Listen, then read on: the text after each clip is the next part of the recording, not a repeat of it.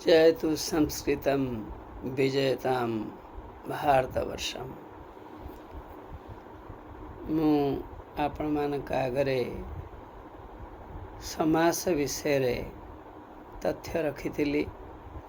समास काहाकू कहंती, समास रे कौन हुए, यथा समस्यते अनेक पदम इति समासः। अनेक पद माने दुईरु अधिक पद गुड़िक जो मिसी जाई थांती।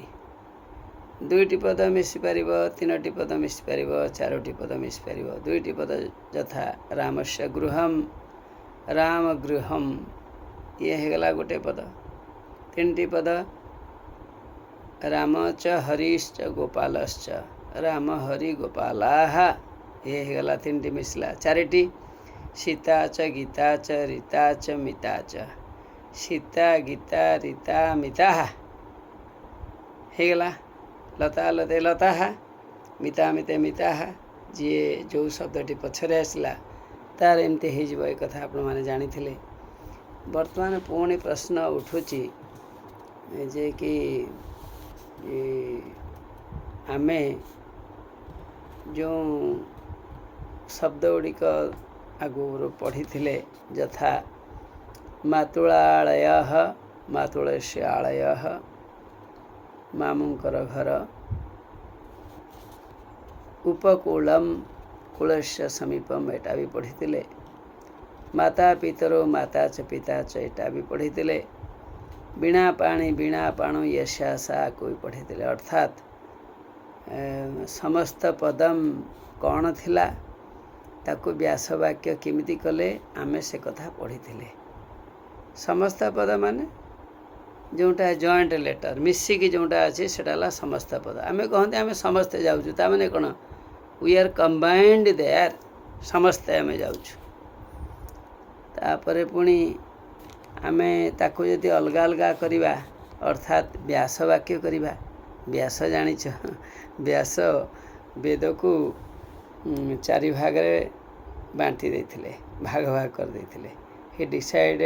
ही डिवाइडेड वेदस इन 4 पार्ट्स। तेणु व्यास, व्यास माने डिवाइडर, से वेद को भाग भाग कले। तेणु एठी आमे क्या भाग भाग कले, राम श्याम गोविंद गोपाल, ताको आमे भाग भाग कर। राम च, गोविंद च, श्याम च, गोपाल च, जो शब्द आसू जोड़ी देवे। 4टा वार्ड है ना नहीं, से वेद को 4 भाग में विभक्त कले, से हेले व्यास। एठी भी आमे 4 भाग में विभक्त कले। आको आमे कौन कहवा ना, आको आमे व्यास वाक्य कहवा। अर्थात आको व्यास करागला, अलग अलग करागला। आको आमे विग्रह भी करि परिबा। विग्रह, विग्रह माने ग्रह माने ग्रहण करिबा। बी लगे देले विगत ग्रह, जोठी बा एमिति भी हो पारे। विशेषण ग्रह, विशेषण गृह्यते यत्र, एमती हो पारे। आपण माने भावंतु आ क्लास रे सार को भी पचारिबे। मु चिंता हिसाब रे, गोटे चिंतुक हिसाब रे, गोटे थिंकर हिसाब रे भावना आपण पाखे रखुची। विग्रह माने विशेष रूप से जोटी ग्रहण करा जायछि, अर्थात शब्द गुड़ी को अलग अलग करा जायछि। रामस्य गृहम, रामस्य गृहम कहले कौन हम, राम गृहम। ताले विग्रह कौन ना, रामस्य गृहम। मु बेले बेले गृहम कहूँ, आप गलत भावेनि, कारण आमर कहवा अभ्यास है। ऋषि, ये आमर ओडिया बंगला रे आमे ऋषि बोली कहते, जहाँ भी आपको धरबेनि भूल। विग्रह है विशेष रूप से जहाँ को आमे भांगी देइचंती। भांगी देले कहीं ना, शब्दर व्युत्पत्ति की आमे जानी परिबा। मातुलस्य बा मातुलस्य गृहम, मातुलर घर, मामूर घर। एटी रंकर मानकर को विभक्तिर चिन्ह रहिला, षष्ठी व्यक्तिर चिन्ह रहिला। कहार घर ना, मामुंकर घर। मातुलस्य गृहम, मातुल गृहम। तेणु यहाँ है विग्रह। पुणी देखंतु आ गोटे करिपरिबा विद्यालय विद्यायालय विद्यालय विग्रह कले तामाने विशेष रूप रे आमे गोटे गोटे शब्द को ग्रहण कले दीटा शब्दर आइडेंटिटी अच्छी मातुलस्य गृहम गोटे है षष्ठी व्यक्ति आ गोटे है प्रथमा व्यक्ति मु कहबी राम गृहे रामस्य गृहे राम गृहे एमती भी करहब तेणु विग्रह आम बुझिले आ गोटे है समस्यमान पद माने तार गोटे समस्त पद है विद्यालय ताले विद्यालय को भांगिले कौन हम दीटा वार्ड आसव विद्यायाः आलयः तेणु समस्यमान पद किए है विद्यायाः आलयः विद्यार घर विद्यार मंदिर जो मंदिर रे विद्यार आलोचना होची पाठ पढ़ा होची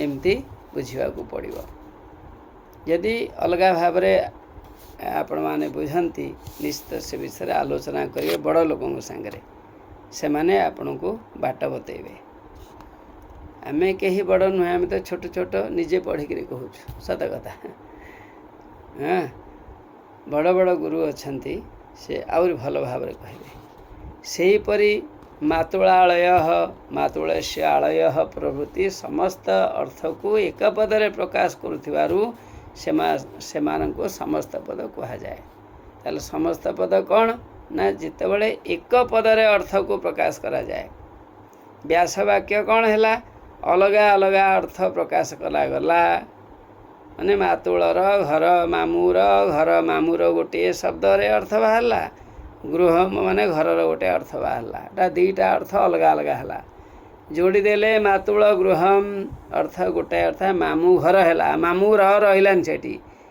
मामू घर रहिलानी मामू घर कटिगला जेतेबेले कटि जाउची बा षष्ठी विभक्ति कटि जाउची सेतेबेले समस्त पद होउची समस्त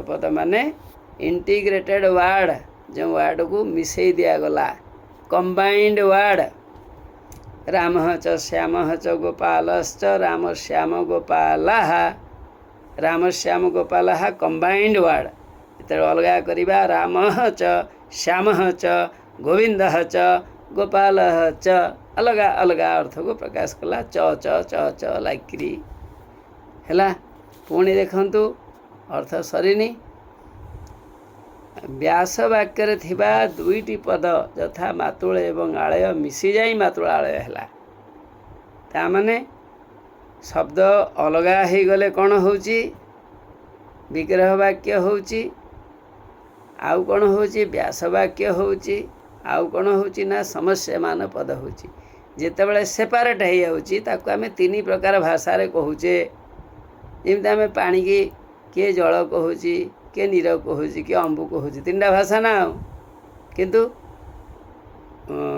अलग अलग है अर्थ प्रकाश करुचंती सेपारेटली दे आर एक्सप्रेसिंग मीनिंग हैला सेपारेटिंग अर्थात दे हैव इंडिविजुअल आइडेंटिटी एक एक करी से माने अर्थ को प्रकाश करुचंती जेतेबेले मातुलालय हो गला सेतेबेले मिसी जाइकरी गोटे शब्द है इंटीग्रेटेड वर्ड है मिसी जाइकरी गोटे वर्ड है मिलित शब्द है मिलित शब्द को आमे समस्त पद कहिबा समस्त पद इंटीग्रेटेड वर्ड माने यूनाइटेड वर्ड सेठी आउ दीटा नहीं तापरे प्रथमा विभक्ति एक वचन रे मातुलालय है को व्यक्ति है मातुलालय मातुलस्य आलयः मातुलालयः प्रथमा व्यक्ति है आमे भी शब्दरूप करिपरिबा मातुलालयः मातुलालयौ मातुलालयाः द्वितीय व्यक्ति मातुलालयं मातुलालयौ मातुलालयान् तृतीय व्यक्ति मातुलालयेन मातुलालयाभ्यां मातुलालयैः पुण्य चतुर्थी मातुलालयाय मातुलालयाभ्यां मातुलालयेभ्यः पंचमी मातुलालयात् मातुलालयाभ्यां मातुलालयेभ्यः षष्ठी मातुलालयस्य मातुलालयोः मातुलालयानां सप्तमी मातुलालये मातुलालयोः मातुलालयेषु हे मातुल विसर्ग नहीं हे मातुल हे मामू हे मातुलौ हे दुईटी मामू हे मातुलाः हे मामू माने तीन प्रकार कहले ना नहीं संबोधन रे तीन जन को अलग अलग डाकिले जन को डाकिले हे मातुल मामू शुण जन को डाकिल पुणी दुईटी मामू होचनी ए दुईटी मामू होचनी डाक दी जन मामू ए दी मामू शुण शुण शुण शुण डाकिल तापर आउ भी देखल तीन मामू जाउचंती हैं तांको भी डाकिल ए तीन मामू शुण ए प्रथम मामू द्वितीय मामू तृतीय मामू सब तीन मामू शुण शुण शुण लिसेन लिसेन शुण अंकल्स मामू शुण शुण डाकिल ताने ये कौन है जिते तुम्हें जोड़ीदेल से होगा समस्त पद मातुल मातुलौ मातुलाः बहुवचन ने तीन मामू है ये विभिन्न विभक्तिर रूप आम जानिले तापरे पुणी आम आउरी शिखिबा समस्त पदर अन्य विभक्ति रूपांतरण पाई विग्रह व्यास वाक्य पर तद शब्दर से विभक्ति एवं वचन